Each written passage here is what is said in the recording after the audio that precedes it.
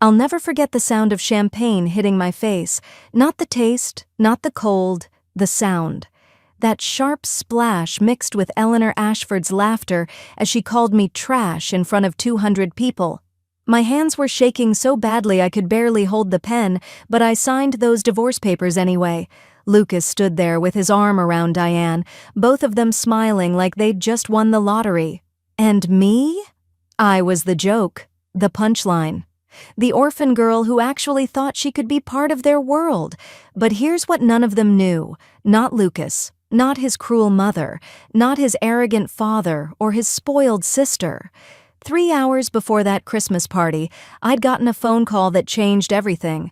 A call that would turn their empire into ashes and make them beg for mercy they'd never shown me. If you believe karma is real and love watching bullies get exactly what they deserve, you need to hear this story. Hit that subscribe button and turn on notifications because what happened next, trust me, you won't see it coming. Drop a comment if you've ever been underestimated, because Magnolia's revenge. It was biblical. Now let me take you back to that night. The night my nightmare became their worst fear. The Ashford mansion looked like something out of a fairy tale that night. Snow was falling in thick, perfect flakes, covering the manicured gardens in white. The Christmas tree in the main hall had to be at least 20 feet tall, covered in gold ornaments and white lights. Guests arrived in fur coats and expensive wool suits, their breath visible in the cold December air as valets took their keys. I stood at the service entrance in my cheap cream-colored sweater and old brown coat, the only winter clothes I owned, watching all of it like I was looking through a window at someone else's life. I'd been married to Lucas Ashford for 4 years. 4 years of working 3 jobs while he built his business. 4 years of his mother Eleanor treating me like a servant. 4 years of his father Gregory looking at me like I was dirt on his expensive shoes. 4 years of his sister Vanessa posting photos on social media with captions about how some people don't know their place. I was an orphan. I grew up in a state facility with 17 other kids, sleeping on a cot that smelled like bleach and mothballs. I never knew my parents. Never had a birthday party. Never owned anything that wasn't donated or secondhand. When Lucas noticed me at the coffee shop where I worked, I thought it was a miracle. He was handsome, charming, from a wealthy family. He said he loved me. He said none of that other stuff mattered. I was so stupid. Eleanor answered the door herself that night, wearing a burgundy velvet dress that probably cost more than I made in 6 months. Her diamond necklace caught the light from the chandelier, and she looked at me the way you'd look at a stain on your carpet. "You're late," she said. "The guests need drinks. Get inside and make yourself useful." Not hello, not Merry Christmas, just orders. I swallowed my pride, I'd gotten good at that, and walked into the house that had never felt like home. The party was already in full swing. Men in charcoal and gray suits talked about stock portfolios and golf courses. Women in silk dresses and fur shawls laughed about their winter vacations in Aspen and Paris. And there was me, weaving through them with a tray of champagne glasses, invisible except when someone needed a refill. I saw Lucas across the room, and my heart did this pathetic little jump it always did. He was wearing a dark suit that fit him perfectly, his hair styled just right. But he wasn't alone. There was a woman next to him, beautiful, tall, wearing a champagne-colored gown that hugged her like water. Her hand was on his arm. Her name was Diane. I'd heard Vanessa mention her before, always in that sing-song voice she used when she was being deliberately cruel. "That's Diane Richardson," Vanessa had told me once. "Her father owns Richardson and Associates. You know, the biggest law firm in the state? She's perfect for Lucas, actually went to college, has a family. Not like some people." I'd pretended not to hear. I pretended a lot. The night got worse fast. Gregory cornered me near the kitchen, his breath smelling like cigars and whiskey. "You know what you are, Magnolia. You're a charity case. We let Lucas marry you because he felt sorry for you, but charity has limits." My hands tightened around the tray. "I've worked hard. I helped build—" "You helped nothing," he cut me off. "You're a waitress, a cleaner. You think scrubbing toilets and serving coffee makes you worthy of this family? You're an embarrassment." I wanted to scream. I wanted to throw the tray at him. Instead, I said nothing. I just walked away, blinking back tears because that's what I always did. I survived. I endured. I told myself it would get better. Then Lucas called for everyone's attention. The room went quiet. He was standing on the raised platform near the Christmas tree, Diane right beside him. My stomach dropped. I knew. Before he even opened his mouth, I knew. "Thank you all for coming tonight," Lucas said, his voice carrying across the room. "I have an important announcement to make." He looked directly at me. 4 years ago, I made a mistake. I married someone I thought I loved, but I've realized that mistake has held me back long enough. People were staring at me now, all of them. Some looked uncomfortable, most looked entertained. Lucas pulled out papers from his jacket pocket. "Magnolia, these are divorce papers. I'm correcting my mistake tonight in front of everyone who matters, so there's no confusion about where we stand." The room started spinning. Eleanor stepped forward with this triumphant smile on her face. She'd planned this. They all had. "Sign them," Gregory said loudly. "You came from nothing. You'll leave with nothing. That's what the prenup says." I walked toward Lucas on shaking legs. My face was burning. People were recording on their phones. Vanessa was literally live streaming this, laughing with her friends in the corner. "Did you really think you belonged here?" Diane whispered as I got close. "Look at you. Look at your clothes, your background. You're nobody." Lucas handed me a pen. The papers were already open to the signature page.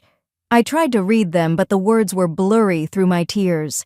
Prenuptial agreement, 0 assets, 0 compensation. That's when Eleanor threw her champagne in my face. The liquid was cold and sticky, soaking into my sweater. The glass shattered on the marble floor. The room gasped, then went silent. "That's for wasting 4 years of my son's life, you filthy beggar," Eleanor said. I signed. My hand was shaking so hard the signature didn't even look like mine, but I signed. What else could I do? I had nothing. I was nothing. At least that's what they'd convinced me to believe. Lucas handed me $500 bills. "For the bus. Consider it charity." Security guards grabbed my arms, actual security guards like I was a criminal, and dragged me toward the door. People were laughing, taking pictures. Vanessa shouted, "Buy trash! Don't come back!" They threw me out the front gates into the snow. My wedding ring slipped off my frozen finger and disappeared into the white. I didn't bother looking for it. I sat at a 24-hour diner 3 miles away, my phone at 2% battery, my sweater still damp with champagne. I had $247 in my bank account and nowhere to sleep. I was crying so hard I couldn't breathe. The waitress kept looking at me with pity, and that somehow made it worse. That's when my phone rang, restricted number. I almost didn't answer, but something made me pick up. "Miss Wellington?" A woman's voice, professional, urgent. "Wrong number," I said. "My name's Magnolia Ross." "Your birth name is Magnolia Grace Wellington," the woman said. "I'm calling from Wellington Global Industries. It's about your father." I hung up. It had to be a scam. I'd gotten those before, people trying to trick desperate people like me. The phone rang again, and again. "Please listen," the woman said when I finally answered. "My name is Patricia Chen. I'm an attorney. I'm sitting outside the diner right now with a man named Harold, our private investigator. We've been searching for you for 24 years. If you give us 5 minutes, we can prove everything." I looked out the window. There was a black car in the parking lot. 2 people got out, an elderly man in a tan overcoat and a sharp-looking woman in a gray pea coat. They walked into the diner and sat down across from me like this was completely normal. Harold slid a folder across the table. "Open it." Inside were photographs, DNA test results, legal documents, birth certificates, and a picture of a woman who looked exactly like me, same eyes, same face, holding a newborn baby. "That's Catherine Wellington," Patricia said quietly. "Your mother. She died the night you were born." I couldn't speak, couldn't breathe. Harold leaned forward. "Your father is Jonathan Wellington. He owns Wellington Global Industries, hotels, real estate, technology. It's a $6.2 billion empire. You were stolen from the hospital the night your mother died by a nurse named Ruth Coleman. She raised you in poverty, never told you the truth. When she died, she left a confession letter. It took us 8 years to track you down." "This is insane," I whispered. "Your father is dying," Patricia said. "Pancreatic cancer. He has maybe 6 months left.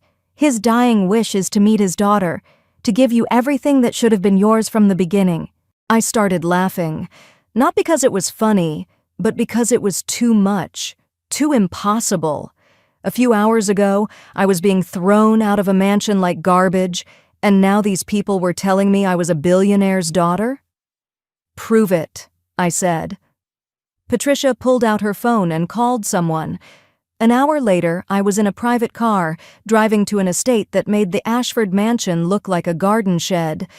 And there, in a wheelchair with an oxygen tank, was a man who had my eyes.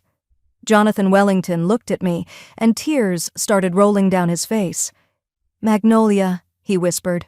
"My God, you look just like her." I broke down completely. This stranger, my father, held my hands and cried with me. He told me about my mother, how they'd met in college, how brilliant she was, how excited they'd been about having a baby, how she'd died from complications, and how he'd woken up to find his daughter gone, how he'd never stopped searching. "I failed to protect you once," he said. "I won't fail again." But then Patricia dropped another bomb.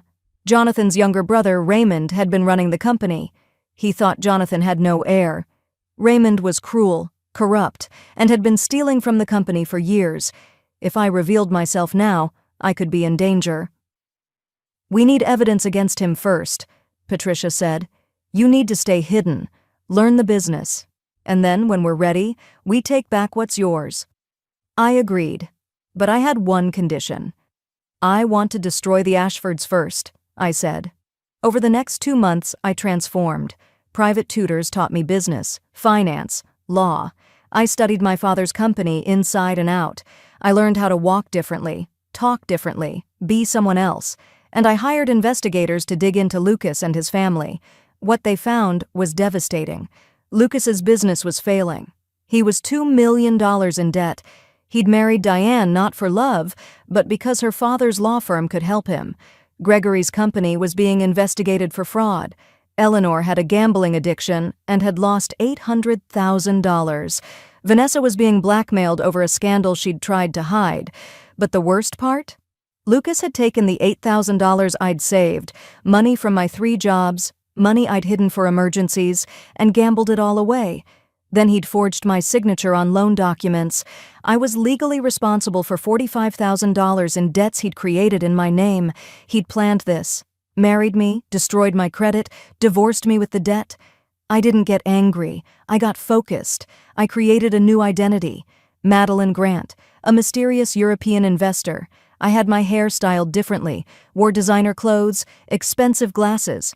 I looked nothing like the girl they'd thrown out in the snow. Then I approached Gregory Ashford's company with a $10 million investment proposal. He didn't recognize me. None of them did. The board meeting was surreal. I sat across from Gregory, Eleanor, Lucas, and, here's the twist, Raymond Wellington, my uncle. Turned out he and Gregory were partners in a shady real estate scheme. "Miss Grant," Gregory said, practically drooling, "your offer is very generous." "I believe in investing in the right people," I said, looking directly at Lucas. He kept staring at me like something was familiar, but he couldn't place it. Eleanor insisted on a celebration dinner at the mansion, the same mansion where they'd humiliated me. I wore an elegant taupe cashmere dress and walked through those doors like I owned them. Lucas was there with Diane, who was now his wife. She was pregnant. But my investigators had already told me the truth. The baby wasn't Lucas's. She'd been pregnant before they even got married. The real father was her ex-boyfriend Eric, and she'd trapped Lucas for his money. During dinner, I asked about Lucas's previous marriage. "Oh, that!" Eleanor laughed. "He was married to some orphan trash. We got rid of her." Lucas actually smiled. "Biggest mistake of my life, marrying her, not divorcing her. I recorded every word. Raymond pulled me aside later. "Something about you feels off," he said. His eyes were cold. "My brother keeps sending spies to investigate me. If you're one of them, you should know. I've destroyed people for less." "I'm just an investor," I said calmly. But I knew my time was running out. Then Patricia called.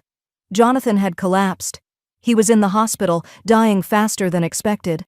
I rushed there, and he grabbed my hand with what little strength he had left. "Finish this," he whispered. "Take what's yours. Destroy them all." I made my decision right there. No more waiting. I called an emergency shareholders meeting at Wellington Global Industries. I invited everyone, the Ashfords, Raymond, the media, investors, board members. I told them Madeline Grant was announcing a major merger. The conference room was packed. Raymond sat in the front row, confident. The Ashfords were excited, thinking they were about to get rich. I walked in wearing a burgundy wool dress. I looked different again, more polished, more powerful. I stood at the podium and looked at every face in that room. "My name is not Madeline Grant," I said. I removed my glasses. Lucas's face went white. "My name is Magnolia Grace Wellington. I am the daughter of Jonathan Wellington and the sole heir to Wellington Global Industries." The room exploded. People were shouting. Cameras were flashing. I didn't stop. "I have evidence that Raymond Wellington embezzled $50 million from this company. Federal agents are outside ready to arrest him." I nodded, and agents walked in. Raymond tried to run. They tackled him to the ground. "I have evidence that Gregory Ashford engaged in fraud and illegal real estate schemes with Raymond Wellington." More agents. Gregory was handcuffed. Eleanor started screaming. Vanessa was crying. I turned to Lucas. "You threw $500 at me and called it charity. You said I came from nothing." I held up documents. "I now own the building your family's company operates in. You rent from me.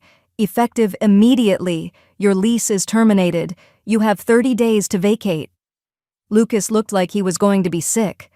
"You stole my $8,000. You forged my signature and saddled me with $45,000 in debt." I smiled. "I've transferred those debts back to your name, legally. You now owe every penny." Then I faced Eleanor. "You threw champagne in my face and called me trash." Security stepped between us as she tried to lunge at me. "Wellington Industries is pulling every investment from Ashford Corporation. Your company will collapse within weeks." Eleanor fell to her knees, sobbing. Finally, I turned to Diane. "You're pregnant with another man's child. Lucas doesn't know, does he?" I projected text messages on the screen behind me, Diane and Eric planning the whole scheme. Lucas stood there, completely broken. I walked out of that room with my head high. Behind me, I could hear them screaming, crying, destroying each other. My father died 3 days later. I was holding his hand. His last words were, "Your mother would be so proud." 6 months later, I stood in the office that was now mine. Wellington Global Industries was thriving. I'd cleaned house, made it ethical and transparent.